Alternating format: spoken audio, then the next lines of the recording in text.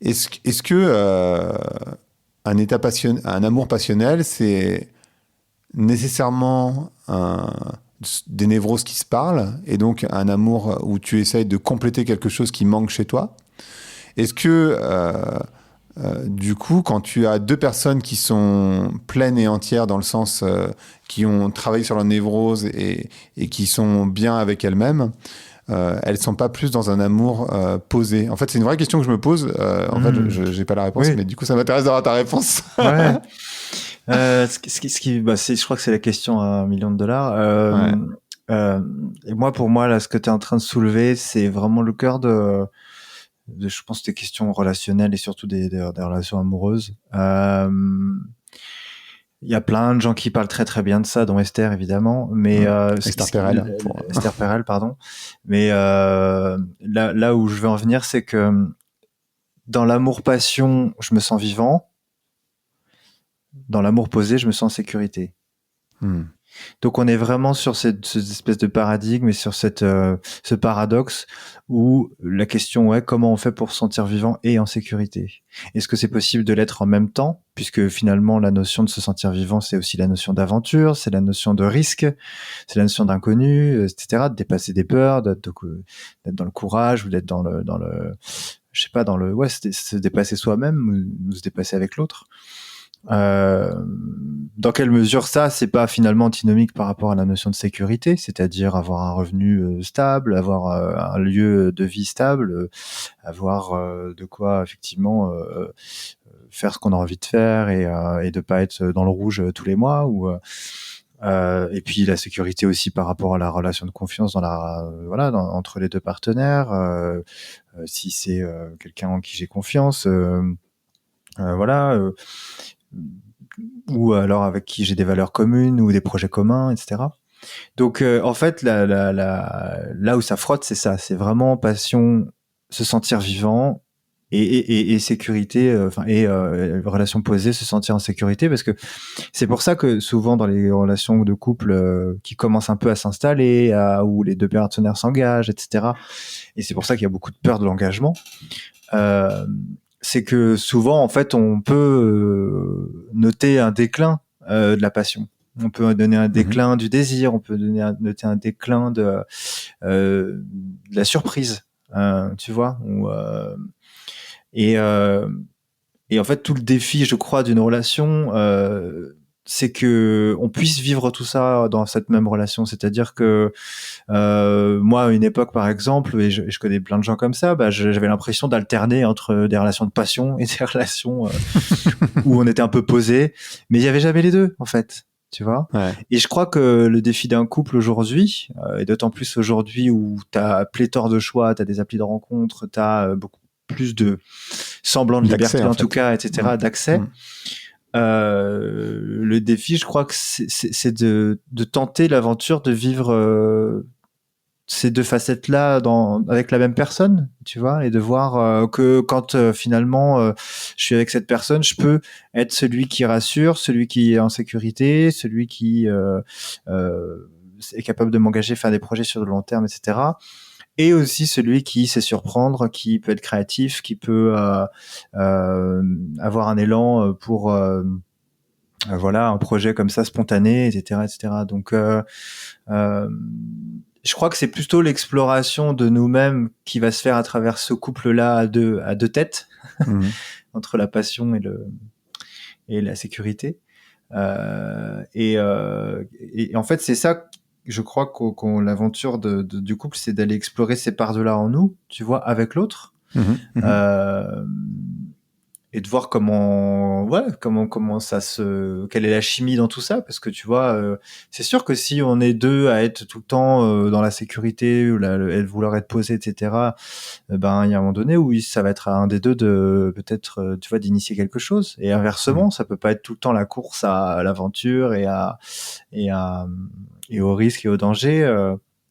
Et à la passion, parce que là on s'épuise aussi, donc Bien sûr. et on peut pas forcément construire dans ces moments-là.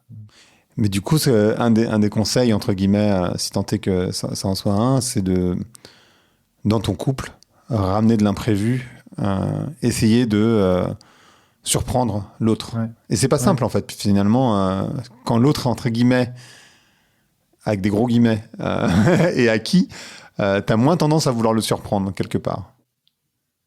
Oui, mais c'est valable.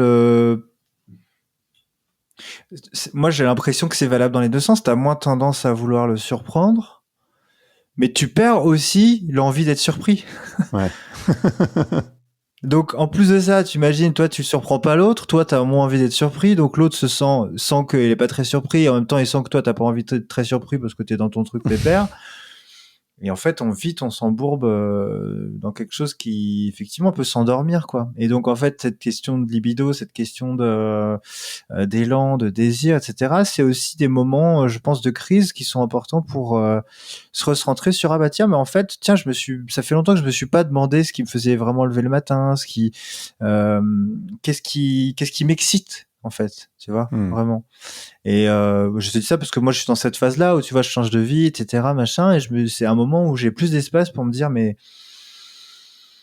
bon, est-ce que ce que j'ai fait jusque-là, est-ce que c'est bon, je crois que je l'ai fait quoi, tu vois, voilà, vers quoi j'ai envie d'aller quoi, tu vois, quelle nouvelle aventure, et puis ça va être une aventure avec tout ce qui a été mis en place avant évidemment. Mais... Bien sûr. Je faisais référence tout à l'heure au couple de névroses qui se parlent. Est-ce que c'est toujours le cas ou est-ce que on peut être une personne qui, ayant travaillé, accepté ses parts d'ombre, ou en tout cas travaillé dessus d'une manière ou d'une autre, peut être une personne, tu vois, qui est bien toute seule et qui, du coup, l'autre arrive en ajout et pas... Je sais pas si c'est très clair ce que je raconte, mais souvent, en fait, ce que je vois, c'est... Et moi, j'ai été là-dedans 1000 fois, hein. Enfin, 1000 fois, pas 1000 fois, évidemment, mais, quand même, hein. de nombreuses fois quand même. C'est-à-dire qu'en fait, tu vas chercher chez l'autre un truc qui te remplit, parce qu'en fait, il y a un trou. Et du coup, j'ai la sensation que c'est pas la relation la plus saine quand tu vas quand tu vas essayer de combler quelque chose qui manque en toi, que ce soit de la confiance, pour des raisons X, Y, que ce soit, peu importe ce que c'est en réalité, de la folie ou quoi, la créativité. Tandis que j'ai l'impression qu'une structure, une base qui serait plus solide, ça serait deux personnes qui sont bien, pleine et entière, et qui du coup se rencontrent pour créer une sorte de truc. En fait, l'autre arrive en plus et pas uniquement tu vois, qui vient remplir un vide. Je sais pas si tu vois ce que je veux dire ou pas. Ouais, je te suis. Je me suis souvent posé la question. Je dirais je dirais les deux. C'est-à-dire qu'en fait, je dirais que j'ai l'impression que, en fait, ça commence toujours par ça. Ça commence toujours par les névroses qui s'aimantent, tu vois, qui s'attirent. Quand on parle de névrose, en fait, c'est vraiment pas forcément ça peut être pathologique, mais je veux dire, là, on parle vraiment de notre façon personnelle de nous adapter au réel et à la vie de tous les jours et à nous confronter à la vie et à ses aléas. Et donc, les névroses, en fait, c'est nos façons de nous adapter à tout ça. Et des fois, c'est plutôt malin, et des fois, au contraire, quand ça se répète, ça peut être souffrant. Mais du coup, moi, j'ai l'impression que pour l'instant, on ne sait que se rencontrer par la névrose. C'est-à-dire que on va la rencontre en tant que telle, elle va nous amener à ce que ces névroses-là, une en particulière ou deux en particulier, en fonction, tu vois, de ce qui se joue pour toi, va émerger. Et je crois que en fait, l'aventure du couple, c'est aussi ça, c'est-à-dire comment on dépasse ce stade. Mais j'ai l'impression que si on voudrait ne pas se rencontrer à partir de nos névroses, en tout cas nos névroses uniquement, il faudrait être totalement vulnérable et authentique dès le début, ce qui me paraît... Ce serait bien, hein, mais ce serait super. Mais tu vois, je crois que ça nous rattrape de toute façon. Et donc, en fait, c'est plutôt d'apprendre à le devenir avec l'autre, à montrer un peu des facettes qu'on n'a pas trop envie de montrer, ou dont on a un peu honte, ou dont on a un peu peur. Mais aussi, je parlais de l'empathie tout à l'heure au niveau 5, c'est que, tu vois, quand il y a des névroses qui se rencontrent, au final, tu peux le voir, mais tu peux ne pas le voir aussi, quoi. C'est-à-dire que tu peux rester bloqué dans tes schémas de pensée, dans tes mécanismes habituels, et te dire, ça fait 3 fois que je tombe sur le même genre de nana, par exemple. Ou de mec. Ou de mec, peu importe. Et du coup, là, il y a quelque chose de la prise de conscience que tu fais pas forcément ou qui se fait pas, tu vois. Parce que en général, hein, les schémas répétitifs, c'est vraiment que il y a il y a vraiment un truc paradoxal avec la façon dont on choisit nos expériences de vie, nos relations, etc. À partir de la névrose, c'est que en fait, il va y avoir la reproduction de quelque chose de traumatique ou la reproduction d'une expérience qui a été douloureuse, qui a laissé une empreinte. Et donc, pourquoi on reproduit ça? Parce qu'en fait, on a à la fois l'espoir qu'avec cette personne-là, ça se passe différemment, et en même temps, la crainte que ça se passe comme d'habitude. Bien sûr. Et en fait, si tu veux, je prends un exemple. Tu tombes tout le temps sur des femmes très, on va dire, très indépendantes, très carriéristes, etc., etc., et qui ne laissent pas beaucoup de place aux relations amoureuses. Et donc, ça fait plusieurs fois que tu tombes sur des nanas comme ça qui finalement sont pas, tu te sens pas hyper disponible pour ça. Toi, tu fais des efforts, tu essaies de te caler sur leur emploi du temps, machin, mais ça marche pas. Et ça marche pas, et ça marche pas, et ça marche pas. Et si tu veux, du coup, qu'est-ce qui se répète? C'est qu'en fait, il va se répéter à la fois l'espoir qu'avec cette nana-là, qui est très indépendante et très carriériste et pas très disponible, avec moi, elle va le devenir disponible. Et en même temps, la crainte que ça se répète comme les autres, avec les autres, tu vois. Et donc, c'est pour ça que je pense que la rencontre, elle se fait quand même beaucoup à partir de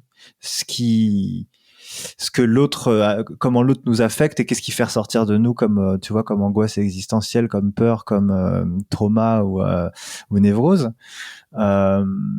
Mais si ça, on arrive à deux à le mettre à jour et à s'en parler, à se dire, ah bah tiens, t'as vu, c'est marrant qu'en fait, finalement, quand toi tu fais ça, moi ça me fait ça, et en fait, ce que ça me fait, bah, je le connais depuis que je suis tout petit, ou depuis que j'ai 15 ans, ou depuis que, tu vois. Bah là, du coup, il y a un terrain où on peut un peu plus se rencontrer, mais ça me paraît difficile d'arriver à discuter de cette manière-là dès les premières secondes.